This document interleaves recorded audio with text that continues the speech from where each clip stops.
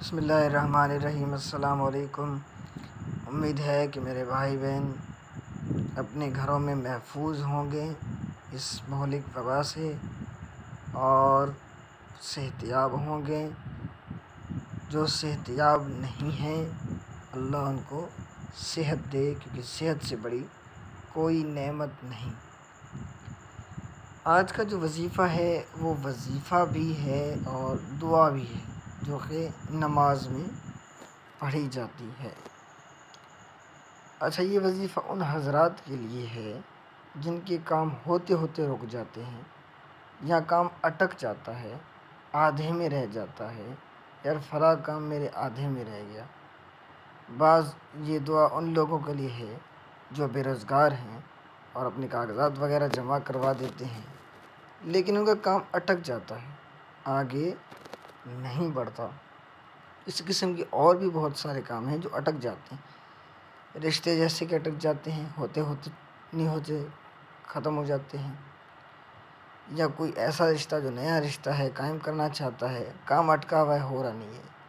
اس طرح کے بہت سارے کام جو اٹکے ہوئے ہیں، مکمل نہیں ہو رہے۔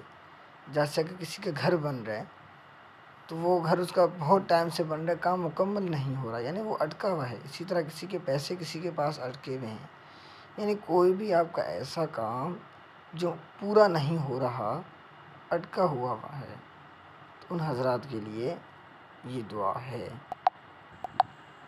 دعا بھی ہے، وظیفہ بھی ہے۔ یہ دعائے قنوت ہے، جو آپ کو پڑھنے کا طریقہ بھی میں آپ کو بتاؤں گا، اور نماز میں بھی پڑھی جاتی ہے۔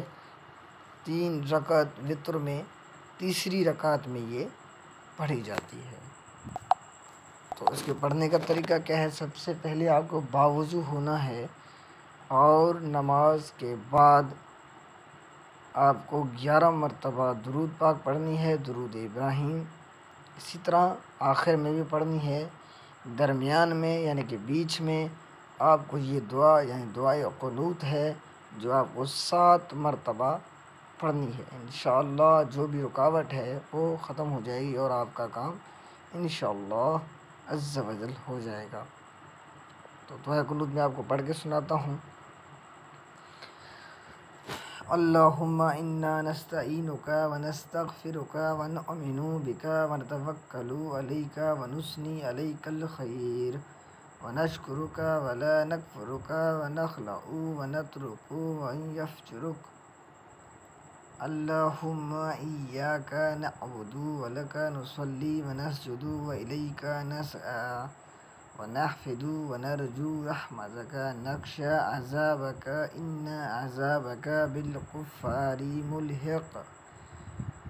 یہ دعائے قنوت ہے، اس کے بہت سارے اور بھی فائدے ہیں، اور مین یہ اس لیے ہے کہ ایک تو نماز میں پڑھی جاتی ہے، آپ کو یاد بھی ہو جائے گی اگر آپ اس کا ورد کریں گے۔ بعض لوگوں کو یہ یاد نہیں ہوتا، اور دوسری چیز یہ ہے کہ آپ کا جو اٹکا ہوا کام ہے انشاءاللہ عز و جل وہ کام آپ کا ہو جائے گا۔